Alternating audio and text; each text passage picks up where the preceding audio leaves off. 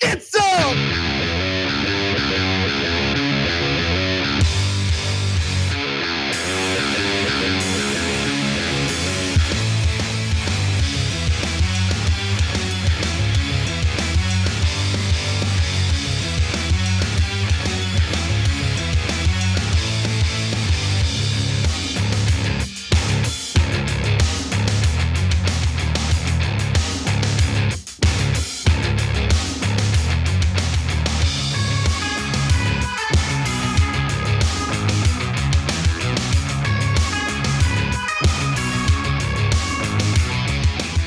All right, welcome to Young Turks. Cenk Uygur, Anna Kasparian with you guys.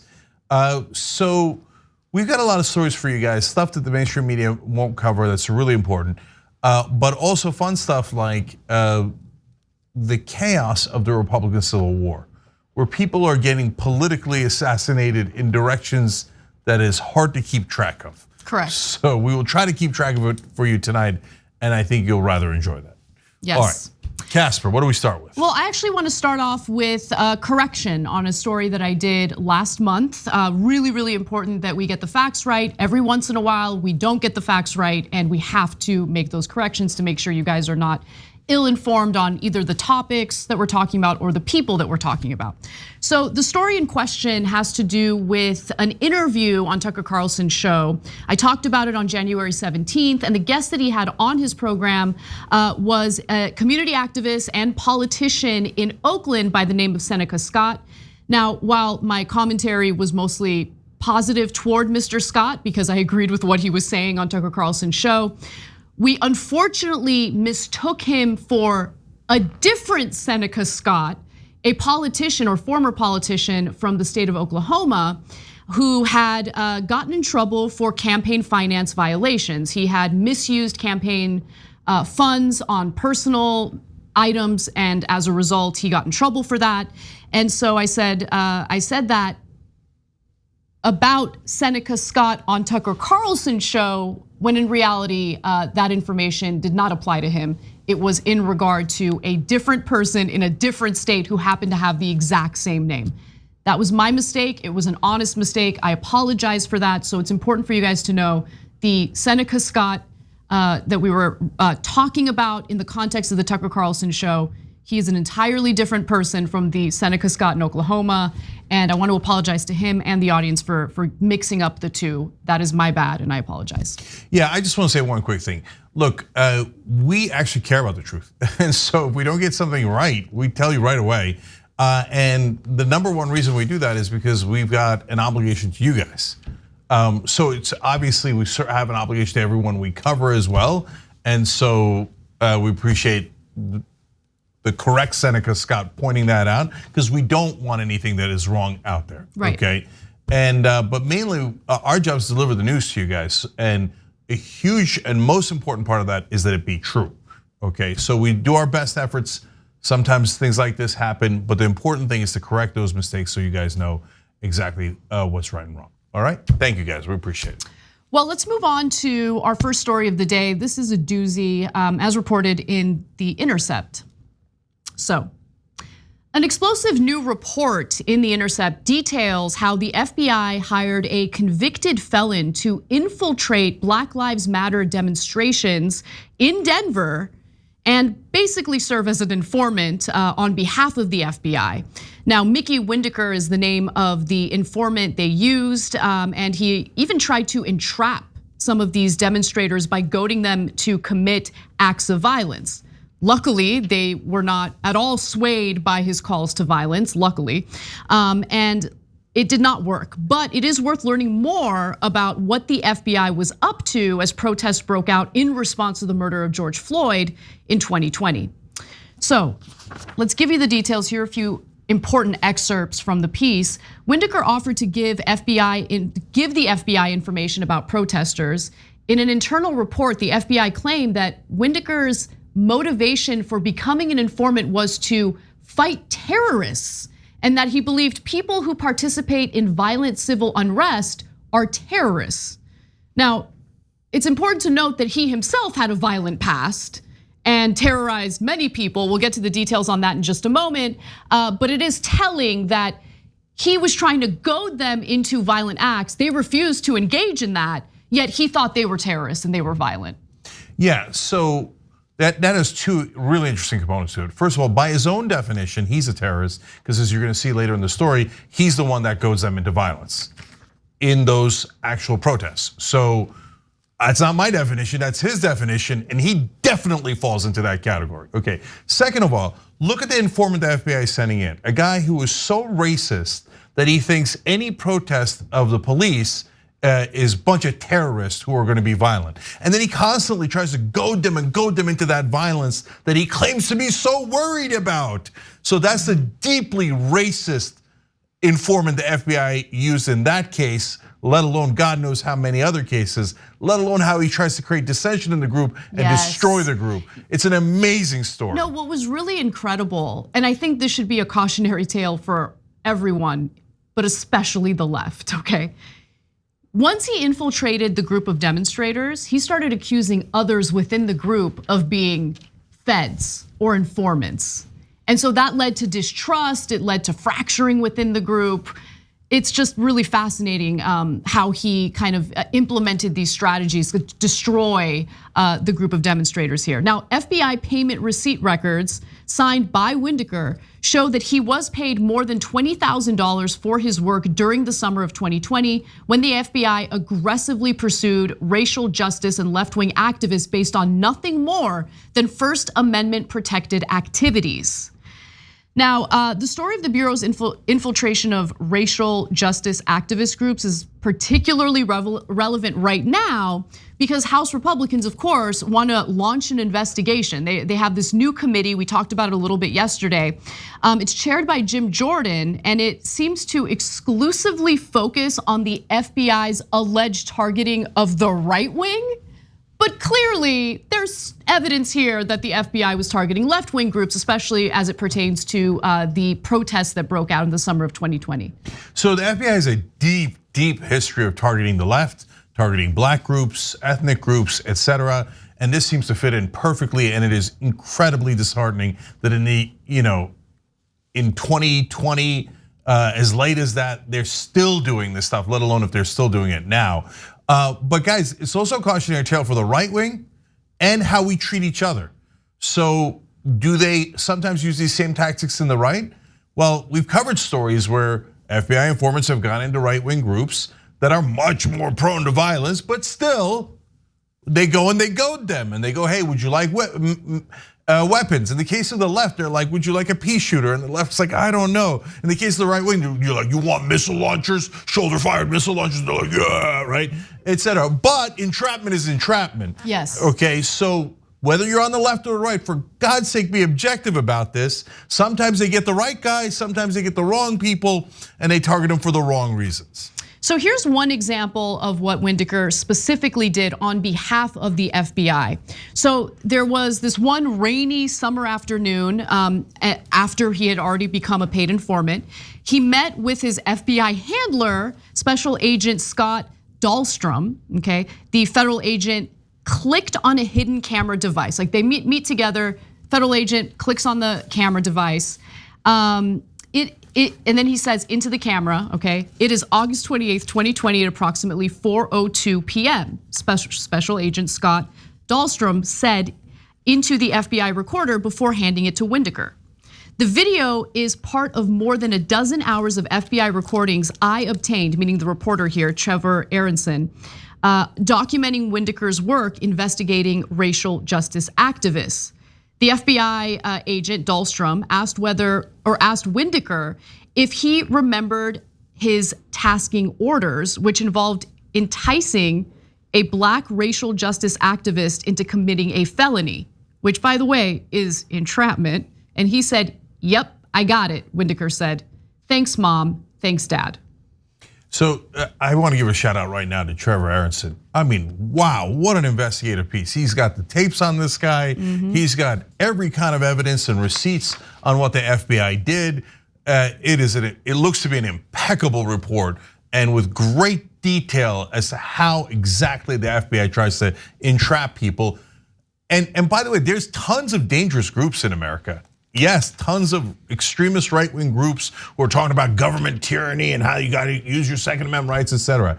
It's important that the FBI do good work in actually infiltrating those groups, but not goad them into violence. Number one, we don't want the violence. Number two, that's entrapment. I don't care how much I disagree with the right wing or how extreme they are. If they're going to do the violence, great, then catch them, right? But if they're not going to do the violence, don't egg them on like this. Now, in the case of the left wing, they had no intention of doing any violence.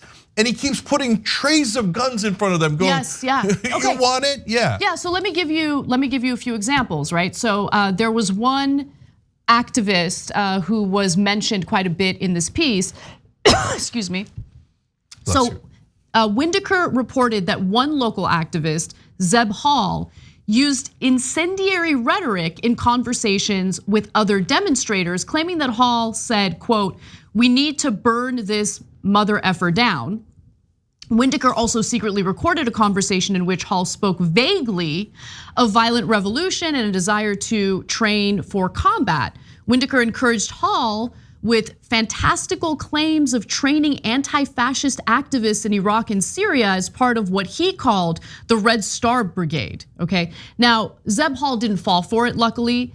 The only unfortunate thing that Zeb Hall did was he purchased a gun for Windecker, which he knew he shouldn't have done because Windecker had a criminal past. He was a convicted felon. He did not have the legal ability to buy a gun on his own. He was eventually arrested as a result of purchasing that gun on behalf of Windecker. But in terms of actually carrying out acts of violence, Zeb Hall never did, and he was never arrested for carrying out acts of violence. In fact, let me give you two more facts about Hall so you know. Because in the beginning, you got the revolutionary kind of talk. I'd be saying, hey, wait a minute, let's track this guy because he says he might do violence, right? So it turned out that when he actually tried to goad him into doing a specific act against the government official, Hall was like, no, I don't want it. I don't want it. And he backed away, okay? And at the point when he bought the gun, the only reason he gave it to him is because he was afraid that if he didn't, that Windecker had so many weapons and kept talking about how he's gonna use them for violence against his opponents and enemies. He's like, I took his money and I had already bought the gun. And by the way, the authorities arrested him 3 years later, like as a kind of a cover your ass operation. Yep. Because when Windecker eventually got caught by the activists, they figured out he was the informant, right? Yep. And at that point, just so that they're not humiliated, the FBI was like, yeah, a couple of years later, Hall was dangerous. Oh, he was so dangerous, even though he literally would not do the act of violence that Windecker pushed him to do. Now, I think it's important to understand what the FBI's, and remember, this is still under Trump's administration, but I don't think it matters, right? I mean, Christopher Wray is still the head of the FBI. So same folks within this government agency. It's important to understand how they themselves viewed the demonstrators, and they were incredibly vicious. The FBI's second in command, for instance, David Bowditch, compared the demonstrators to the 9/11 attacks. When 9/11 occurred, our folks did not quibble about whether there was danger ahead for them, Bowditch wrote in a memo. They ran head on into peril, Bowditch described the racial justice demonstrators throughout the country as, quote, a national crisis, end quote, whose violent protesters were highly organized. Agents suspected these demonstrators could fit into a domestic terrorism ideology the Bureau had defined during the first year of the Trump administration as black identity extremism, a controversial, widely criticized catch-all label for any domestic extremist ideology that drew a black following. Can I there are no black groups that call themselves black extremist identity folks or whatever that made up title is. And there are no groups that fall under that bracket. They just made it up, the FBI. Whereas if you go to right-wing extremism, there's like dozens and dozens of groups that say that, hey, violence against the government is justified. Violence against government officials is justified. To my knowledge, there aren't any black groups that fall under that category. And then eventually, the category was so made up and they pushed so hard to get them to do violence and they wouldn't, that they had to put it under a broader umbrella that included white supremacist extremists, etc., which is in reality almost 100% of that category. Yeah, they started referring to it as racially motivated violent extremism because let's also keep in mind that while the protests are taking place, one of the other issues that the country is dealing with is violent acts carried out by neo-Nazis and white supremacists. So to have this hyper focus on demonstrators who were justified in their outrage over the murder of George Floyd, while not really focusing much on the white supremacist issue we have in the country, bit of a problem. So they, again, eventually changed their phrasing to racially motivated violent extremism. Now, let's get to Whitaker himself, right? I had referenced that he had a criminal past, which is definitely true here. So according to the reporting in The Intercept, he was a bit of a scumbag for the following reasons. So he has prior arrests in multiple states, Colorado, Nevada, Texas, and Florida for crimes including sexual assault. When he was 20 years old, he had a sexual relationship with a 14-year-old he met at a roller skating rink. So shocking. This guy, really? Yeah. He claimed he didn't know the girl was underage. She was 14, okay? So he pleaded the case down to a misdemeanor and was sentenced to 180 days in jail. In another case for felony menacing with a weapon in 2001, he stuck a gun in a woman's face and claimed to be a police officer looking for a suspect. That incident resulted in a felony conviction, and Whitaker served 2 years. In addition to criminal charges, Whitaker has had 4 protection orders filed against him in Colorado, the most recent in 2021. In a petition for a protection order filed in 2016, a friend of Whitaker's alleged that Whitaker had presented a fake police badge and threatened to kill him and his family. Yeah, and so his main MO is that he was a snitch. And as always, of course, when challenged, he would say very aggressively, "There's 3 things I'm not. I ain't a punk, I ain't a bitch, and I ain't a snitch." Turns out he was all 3. All 3. Okay, and so he would use the prison papers from his arrest as street cred. Like, I'm not a fed, I'm not an informant. You see, I was in prison. Yeah, that's where he started snitching for the authorities. And so but one of the times he threatened a woman that he used to date, and she was scared for her life. He looks like he got out of prison by doing more snitching. So they're like, oh, okay, you might have maybe hurt that woman really badly, but you're free to go because you gave us evidence on someone else. Yep. I gotta say one other thing, and then we gotta wrap this up because we have an interview. But look, guys, the most important thing that you should take from this story is that clearly the feds try to discredit important movements by goading them into violence. Because once you engage in violence, it's real easy to discredit you and what you're trying to accomplish in the country, right? And so keep that in mind. Obviously when you see something as horrific as someone getting, basically strangled to death before your very eyes, you get angry. And that anger, that passion could lead you to want to don't engage in that stuff though. Don't engage in any violence whatsoever. Don't let anyone goad you into it, because chances are someone might be doing so to either entrap you or discredit the movement. All right, my last things are, first of all, if there are extremist and violent groups within the left, I want them rooted out immediately. We go to those protests. I don't want anybody getting hurt at those protests. That's insane. We would also get hurt. That makes no sense at all. And if you're a progressive, you should never do violence because it is surrender. It is saying my ideas cannot win, so I have to be a moron and go to violence instead. It is the minute you pick up that weapon, you've said, I'm too stupid to engage in exchange of ideas, okay? That's mainly for the right wing, it's not for the left wing. And if you're a left winger, you're tempted into that stuff, know that likely the person you're talking to is an informant. It's very, very likely. So if you'd like to go to prison for a long time, go and have that conversation. As far as the FBI is concerned, who are they? The right wing now says defund them and they're monsters, and the left wing says this and that. No, the reality is they are a group of people that are different. They're not all a monolith, okay? So my guess is that a lot of the agents of the FBI are right wing. Some of them are probably moderate or left wing, right? And so some of them do great work and actually catch bad guys before they blow up buildings. And they have done that with several right wing groups, and those were actually real, right? And some of them do terrible stuff like this.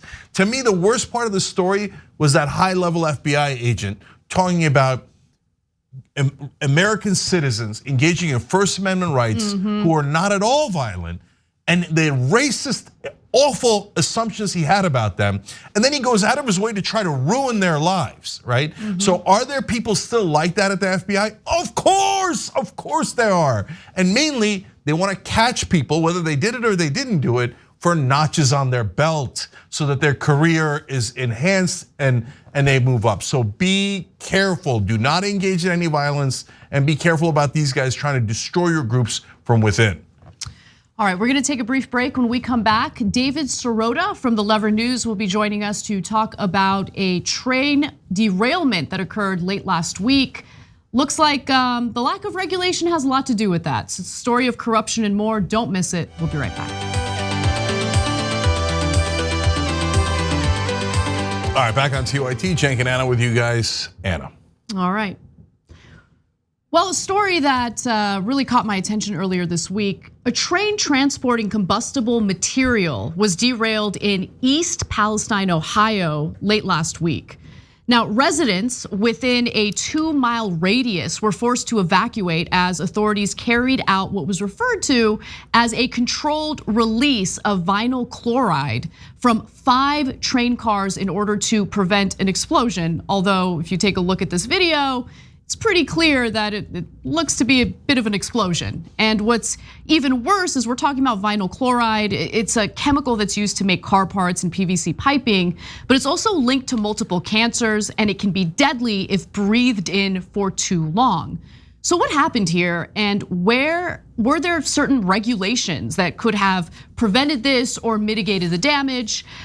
Reporters from the Lever News say there absolutely were regulations that should have been implemented, but weren't. The piece is titled, "Rail Companies Block Safety Rules Before Ohio Derailment." And I want to read you just a few excerpts from the piece before we go to one of the reporters, David Sirota, to answer some of our questions about this.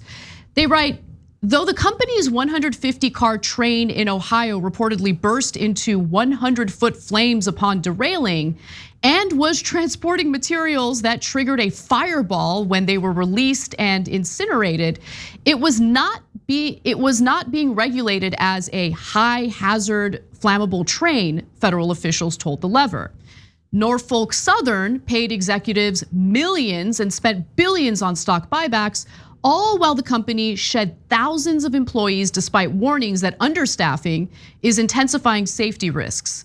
The company officials also fought off a shareholder initiative that could have required company executives to assess, review, and mitigate risks of hazardous material transportation.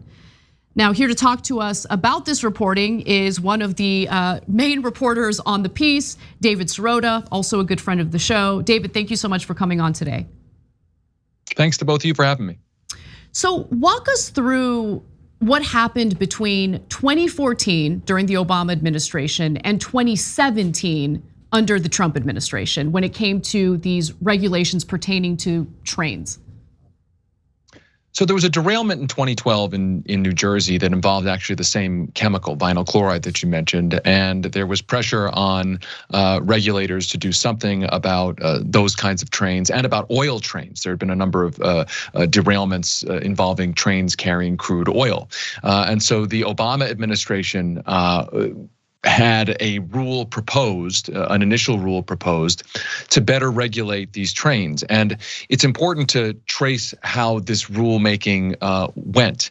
The rule proposed, or really asked, what kinds of chemicals should be regulated or subject to stricter regulation when being transported, and then what should those stricter regulations look like?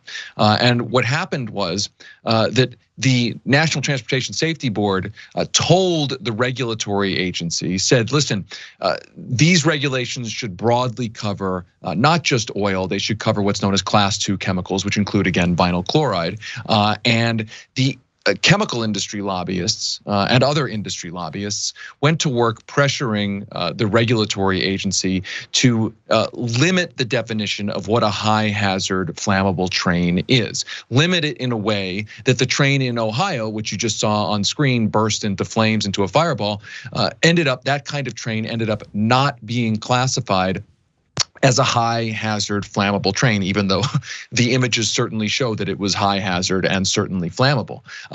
The second part of what happened was that trains that were subject to this rule were going to be required to use a special kind of new braking system to try to deter or at least reduce the damage from derailments. Most trains in the country are still using technology from the Civil War era, from the 1800s, and this was a new technology that, by the way, Norfolk Southern itself in previous years had said would significantly improve safety on the rails.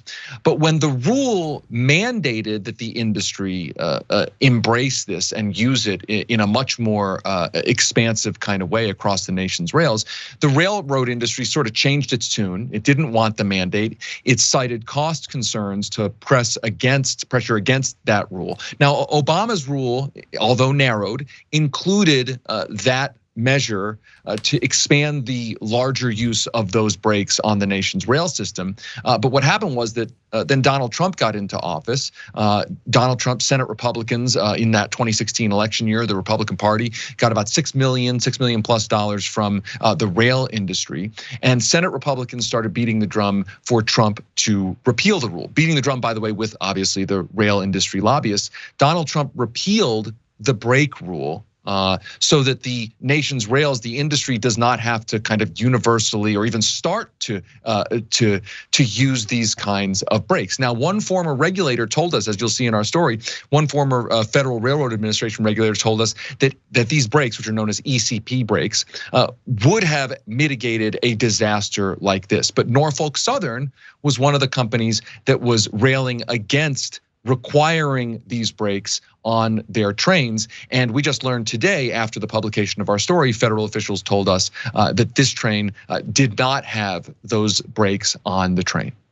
All right, David, this story is so interesting, not just because of a giant fireball in Ohio, which would or should be fascinating in and of itself and worrisome in and of itself, but it's a perfect picture of exactly what's wrong with our government and our media.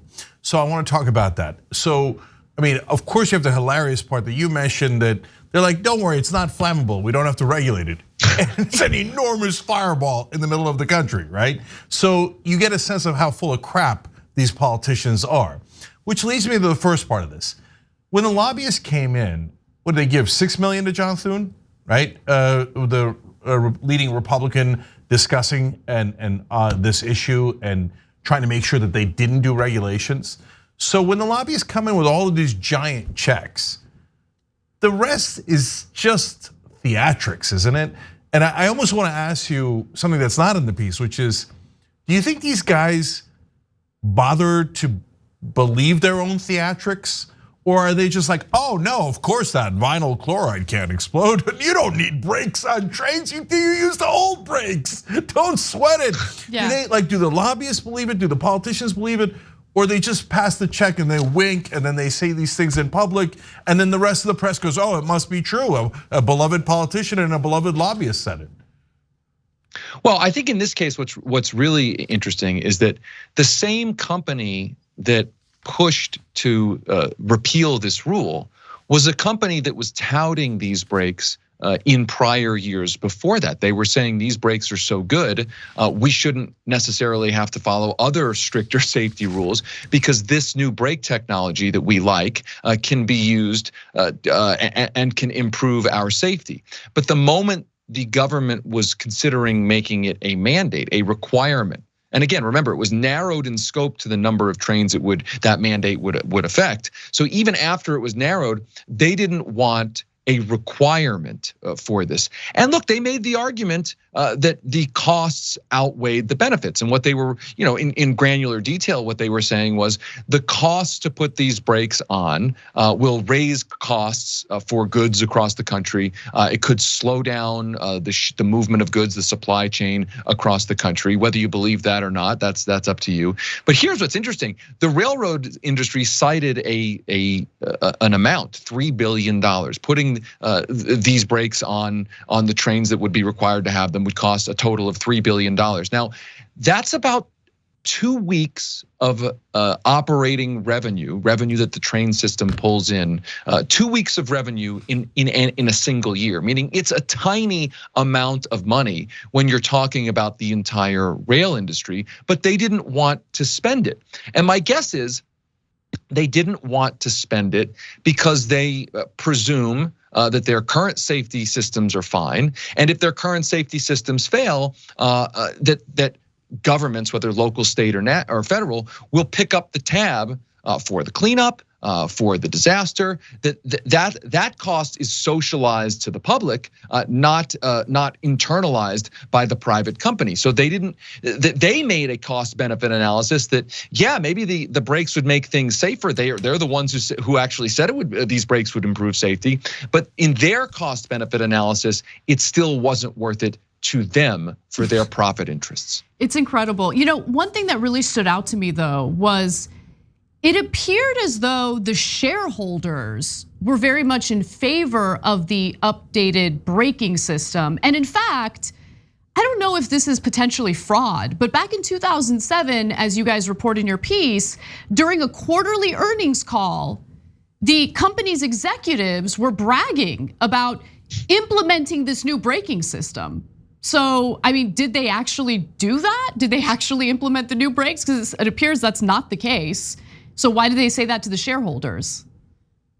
Well, again, I think the company changed posture from prior years to its current posture. In prior years, it was essentially saying, hey, we found technology that we can go to regulators and say, hey, we don't have to necessarily follow these other safety rules because now we're developing special brakes. But then the minute the government considered requiring those special brakes, the company and the rail industry kind of writ large flipped. Now, let's be clear, I don't think it wasn't all shareholders who supported this. The shareholder resolution was brought by a group of shareholders. It ultimately didn't even get a vote by the company. But I do think, I go back to this issue of what were the companies saying to the regulators and what were the regulators doing? And in this story, the thing that really, I think, blew my mind in reporting this out was you had a part of the government, the part of the government that is supposed to solely be focused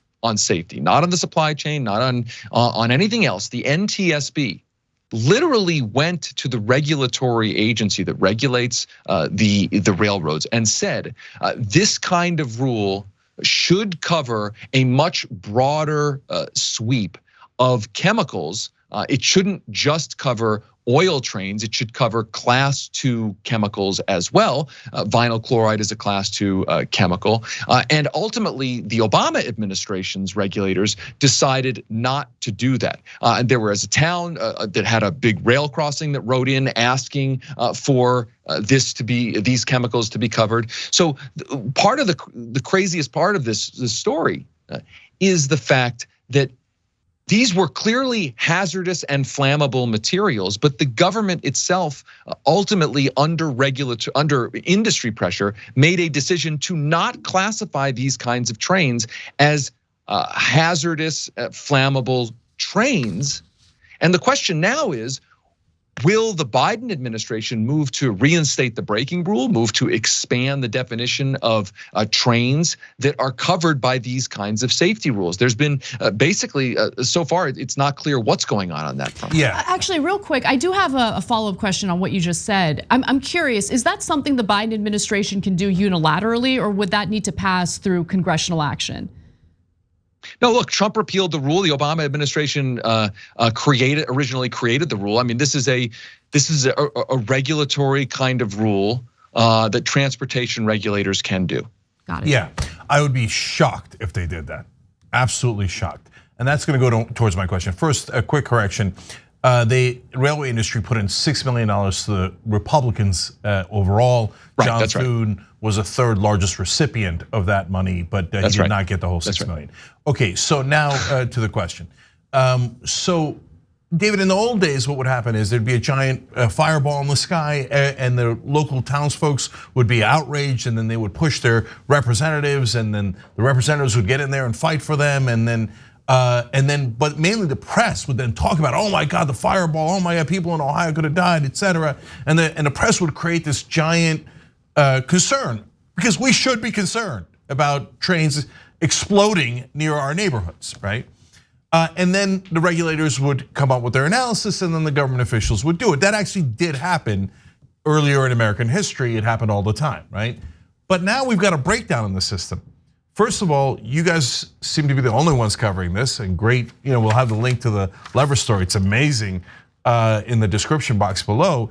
And I don't know, do you see the rest of the press piling on? Because what I'm worried about is, and I'm not just blaming the press here, that every part of this has broken down. The press does not hold the corporations accountable, does not hold the politicians accountable. Then the politicians go, well, I'm gonna get $6 million, the Republican Party is here, from these guys. I'm gonna get nothing from the other side. And there's no downsides. There's no one telling people that I'm a monster who's in favor of giant fireballs in their neighborhood because I got bribed, right? No one's telling them that. And in the middle of the story, David, it seemed like the industry realized that in between 2014 and today, they're like, oh, there's no ramifications. Why would we do extra costs? Who cares if people die in these accidents, et cetera? That's a tiny cost to us. We don't want to incur the larger financial cost. And it turns out, my God, nobody's guarding the bank. Let's just do the robbery. There's no consequences. So you tell me how it applies in this case. No, I certainly think that's right. And actually, the history on this, actually, you can see the transformation. I mean, there were high-profile derailments that raised significant questions and garnered significant public attention in the late 2000s, early 2010s, which ultimately prompted the Obama administration to begin looking at doing this kind of rule. I don't know if we live in a world anymore where something like that happens and it prompts a governmental response in a serious way. I mean, let's just step back here. We just saw on national television a train oligopoly. By the way, a few months after the government broke a rail workers strike, in which rail workers were in part saying that the understaffing on the railways, while was creating cost cutting that inflated the profits of those railroad companies, was increasing safety risks. We just saw in the middle of the country, in the heartland of the country, a giant disaster of a chemical fireball, reportedly a mushroom cloud, 100-foot flames, and very few people asking questions about what led up to this. Now, I want to be clear. I'm not saying that if these rules had been better, had been more expansive, and had been enforced, a disaster like this wouldn't have happened. But I'm also not, I think we can't say that it would have happened had better safety enforcement been going on. And I think the scary thing is if something like this happens and questions aren't asked and public attention isn't focused and there isn't pressure on those who didn't act to now act, then we shouldn't expect better regulations. We shouldn't expect any kind of change. We should actually expect this kind of thing to happen again and again and again. And that's what's really scary about a media system and a political system that no longer even asks the questions about how did we get here? Right. For anyone who's concerned about, the lack of maybe arrests when it comes to situations like this, have no fear. There was one individual arrested. It happened to be a journalist from News Nation who was allegedly too loud as the governor of Ohio was conducting a press conference on the matter. He was later released, but I mean, it just gives you a sense of how screwed up our system of government really is, how the press really focuses on the wrong issues all the time, and tends to allow the corruption to just continue going on. I mean, and it is shocking, David, that Trump didn't drain the swamp here. It seems like he was swimming in it during his administration. Of course. Anyway, David, you are incredible. Thank you for your reporting. Thank you for everything you guys are doing over at the Lever News. And for anyone who wants to read this story and much more, please visit levernews.com/TYT. That's levernews.com/TYT. Thank you again, David. I really appreciate it. Thanks to both of you. Thanks for covering it. Absolutely. All right, everyone, we have to take a brief break. When we come back, we've got more news for you, including one of the most insane stories I've read in my career about what's transpiring in Missouri. Their gun laws are crazy, crazier than what we've already heard about. So stick around, we've got that story and more coming right up.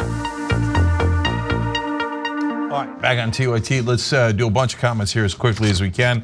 Let's go to Super Chat first. A man from Earth wrote in, thank you for sharing this story. You would never hear this elsewhere.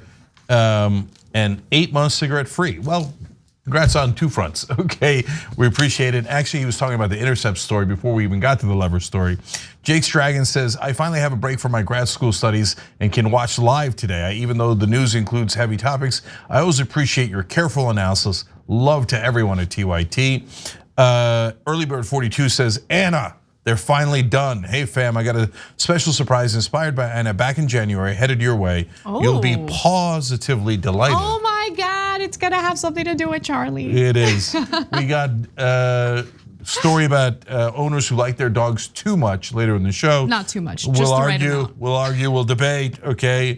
And now I'm going to YouTube members.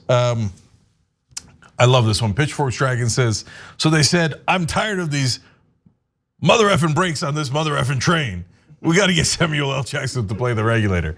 But by the way, it's a funny comment, and Pitchforks Dragon, $100 Blue Apron gift card rewards at TYT.com, okay? But as soon as I saw brakes, snakes, I was like, oh, that's good. Oh, that's good, okay? But on top of that, yeah, the regulator is supposed to be like Samuel Jackson from the movies. He's supposed to say, not on my watch, you're not gonna have a fireball in the middle of Ohio and endanger all these people's lives. Instead, we have regulators go, can I get my stapler back? Don't take my stapler. And remember, it was Obama who was like, oh no, of course, these chemicals are no longer dangerous. Have they given money to the Democrats too? Good. Check, excellent, right? And then Trump comes and goes, oil isn't dangerous, nothing's dangerous, you don't need brakes, brakes aren't safe, et cetera. And he throws out all of the regulations. It just keeps getting worse and worse and worse. It's all about the corruption. I'm concerned about people who live near where the train, derailed. I don't know if I would trust anyone telling me, no, it's safe. No, we cleaned things up. Don't trust I don't know them. what you guys, if you're watching the show, I don't know what you can do to keep yourself safe. But if you can, try to go stay with family members elsewhere for a little while. Yeah, well, a lot of those folks did, right? And dawned on me, wrote in, the train derailment occurred about 45 miles from where I live. This is scary, and the lack of transparency has been off the charts. Absolutely. By the way, you know who's in charge of the Department of Transportation? Pete Buttigieg. Loves corporations as much as any Republican. There's almost no chance he would ever hold the trains or the planes companies accountable. Another one person wrote in, Ray Pierce just became a member and said, I have family and my best friend that lives in their area around East Palestine. My best friend said they had an air quality warning for about a day after the controlled demolition. Should have been a lot longer. All right, back on TYT, Jake and Anna with you guys, more news. Missouri's Republican-led House of Representatives has decided to vote against banning literal minors, children, from openly carrying firearms on public land without adult supervision. Now, only one Republican voted in favor of the regulation, and the proposal was actually brought forth by a Republican lawmaker, but it's the lone Republican lawmaker who wanted to do the right thing. Now, Democratic Representative Donna Behringer said police in her district asked for the change to stop 14-year-olds walking down the middle of the street in the city of St. Louis carrying AR-15s. Now, if you think that that is an exaggeration, which, to be quite honest with you, I initially thought it was, you'd be mistaken. I would like to show you just a screenshot of something that occurred recently. This is graphic 4. Those are teenagers, since they're minors, of course, their faces are blurred out, but they're walking around on public streets, carrying weapons. In this still frame, you'll see one of them pointing a gun at someone's window. And of course, the resident in that home was terrified. But apparently the police can't do anything because in the great state of Missouri, there are no age restrictions in regard to open carry of firearms. And so the lawmaker says, Democratic Representative Donna Behringer said, now they have been emboldened and they are walking around with them until they actually brandish them and brandish them with intent. Our police officers' hands are handcuffed. Okay, so this is America now. First of all, it applies to all of Missouri. So suburban parts, rural parts, urban parts, it doesn't matter. If you're a kid, you can just grab a weapon, walk around, and that's normal. The rest of the world, just look, because you get gaslit all the time by our politicians and our media that make it seem like it's normal. It's not normal. The rest of the world thinks we're nuts. Nobody lets, first of all, they don't let anybody walk around with guns because it's super dangerous. Guns kill people, right? But second of all, kids, 14-year-olds, have you ever met a 14-year-old? No impulse control at all. I mean, they get into a fight, 14-year-old boys will get into a fight over the silliest things at a moment's notice and will go nuclear with whatever they have, right? And if they're carrying around weapons like this, look, as a nation, we have 100% lost our minds. And by the way, to be fair to us, actually the great majority of us don't want it at all. The federal background checks poll anywhere between 88 to 97% as an example. The assault weapons bans is actually very popular. 2/3 of the country want to ban assault weapons, okay? But we have a lunatic fringe right-wingers that are both corrupt and take money from weapons manufacturers and have lost their minds and belong in mental asylums, who are like, oh yeah, you want to give an assault rifle to an assault weapon to a 14-year-old and have him walk around and see if we can agitate him. And they think that's normal. No, you belong in an asylum. And by the way, passed easily, right? The vote was overwhelming. Let the 14-year-olds walk around. Yep. Hopefully they'll kill a whole bunch of people. It'll be great. Idiots in Missouri, total morons. Every Republican that voted for that is a monster. Well, voted against it because the proposal was to ban minors from open carry in the state of Missouri. And I do want to give the one Republican who proposed this and voted in favor of it some credit. It's State Representative, again, a Republican, Lane Roberts. He's a former Joplin, Missouri police chief and state public safety director. And he's like, yo, this is not a good idea. Now, I also want to read a quote from another Republican lawmaker who does not deserve credit and should be shamed at the idiotic statement he made. So this is Missouri State Representative Tony Lavasco, who says, while it may be intuitive that a 14-year-old has no legitimate purpose, it doesn't actually mean that they're going to harm someone. We don't know that yet. Generally speaking, we don't charge people with crimes because we think they're going to hurt someone. Okay, great. So why do we have any regulations as it pertains to minors, right? Minors as young as 10 should be able to get behind the wheel. We don't know that they're gonna cause a car accident. We don't know that they're gonna drive recklessly. So why have any regulations at all as it pertains to minors? And by the way, on weapons, why stop it at assault weapons? Why not start handing out grenades to 14-year-olds? By the way, Republicans in Congress, there's one lunatic from Florida who did start handing out grenades. He's like, no, they're inert. They probably won't explode. And luckily he gave it to a fellow. Okay. I know, exactly. So look, guys, we're pointing out the one Republican that voted the right way, I think over 100 voted the wrong way in Missouri, because whenever we find a Republican legislator in the country that is not insane, like it's like breaking news. We found one Republican in Missouri that is not a lunatic. Breaking news, breaking news. And by the way, why? Because he's a former police chief. He's like, are you serious? And you know who's complaining about this rule? The cops.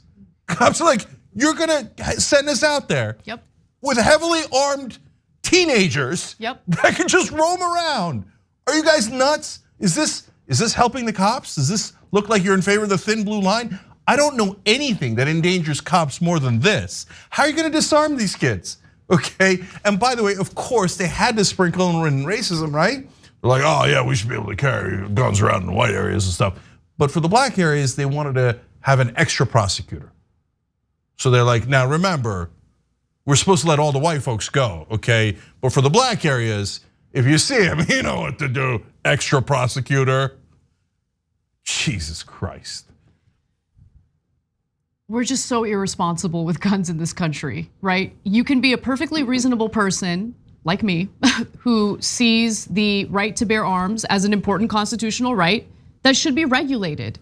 Children should not be running around town with weapons, with guns, with tools that are meant to kill. It just doesn't make any sense. Anyway, let's actually get to our next story. Huckabees, I kept saying, say his name, say his name. It was an insult to President Trump. She does not exist politically if it's not for President Trump. She's not intellectually capable of going to the heart of the matter, right? Let's be blunt. These two chuds are extremely unhappy with Arkansas Governor Sarah Huckabee Sanders and her rebuttal to Biden's State of the Union speech. Why don't we hear more and why they're so upset with her? Given the fact that Trump had made her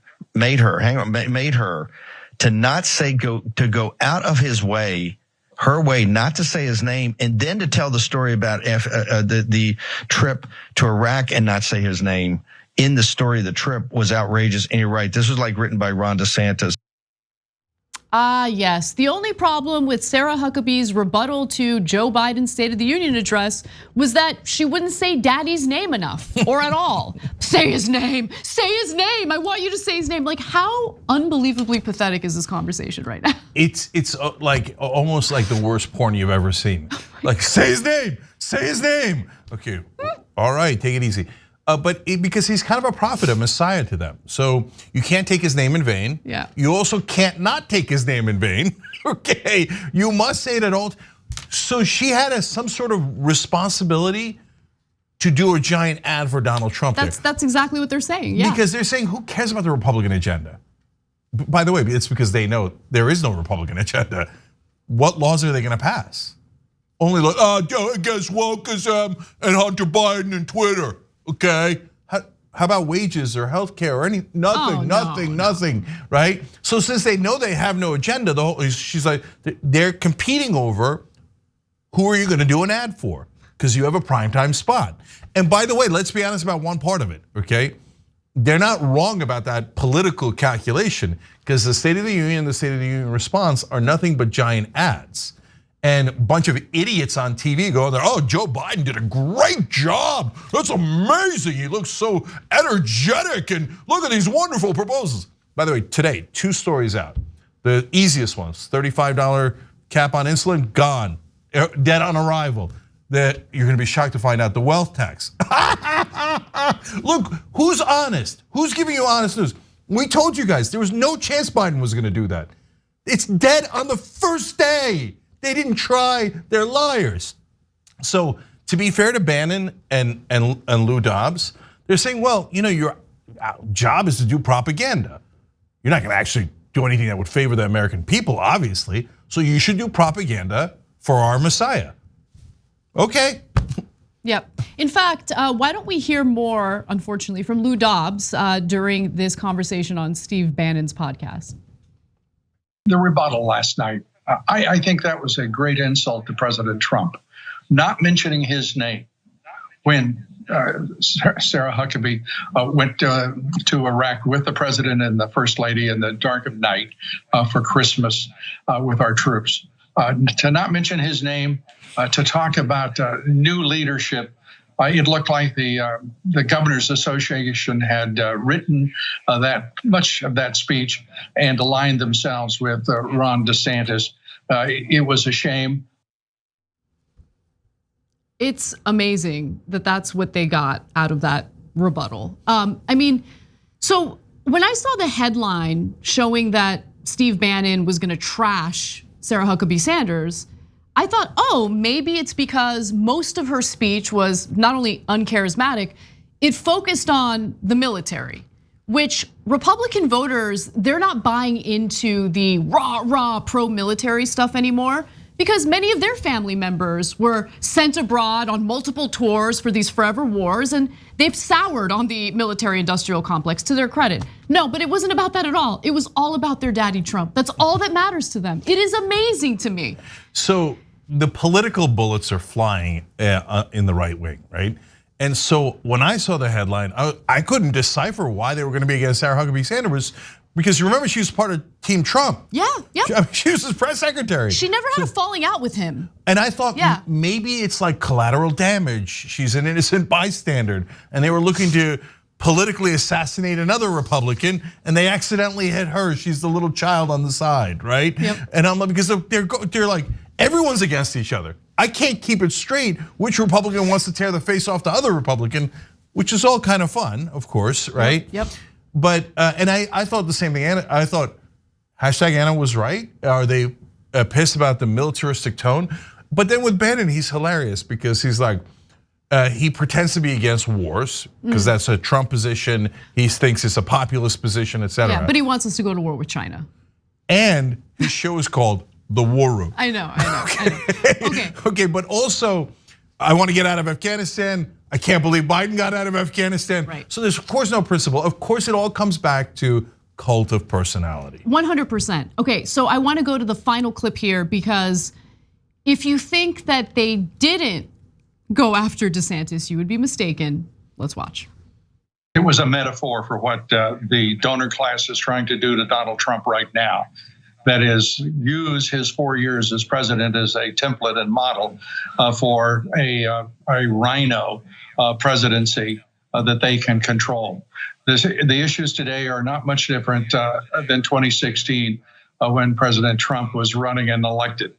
They can't stand it, that they can't control him, and that he is, in point of fact, an America first patriot.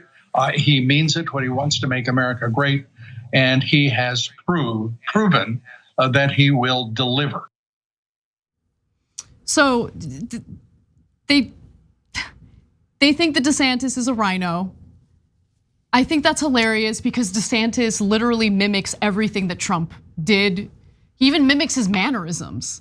I mean, they're very clear on which corner they're in when it comes to this Trump DeSantis, brewing battle. And I'm here for it. Yeah, look, the more I read into this story, the more I realized, oh, no, it's actually kind of important because it's not a stray political bullet, right? No, they meant it.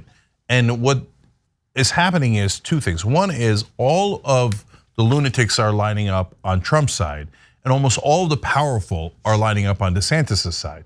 So, and when I say the powerful, I mean right-wing media. Not these guys, they're too small, but like the Fox News of the world, at least their news division, et cetera.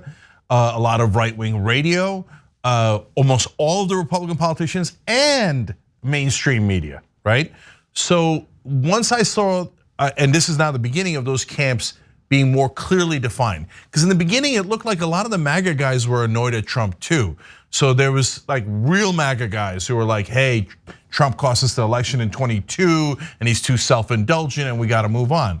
No, all the MAGA guys are now starting to go back to Trump. Yeah, they are, yep. And in a battle between MAGA lunatics and all the powerful people in the Republican Party, I think MAGA lunatics win. I think you're right. And I after I saw this and a couple other news stories in the last couple of days, I was like, oh no, Trump's the favorite again in the Republican Party.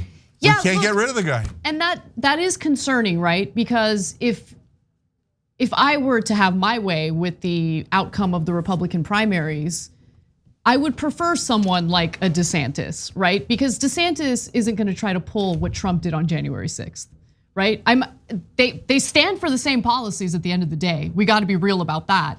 But one of them just is so egotistical and narcissistic that he is willing to destroy what we have left of our democratic process just to remain in power. And that's terrifying. So we'll see what happens. We're gonna keep looking into this and covering it. And for now, we're gonna take a quick break. When we come back for the second hour of the show, we'll talk about the disaster capitalism that the right wing engages in, the grift that keeps on giving, that and more coming right up. USA, USA, USA.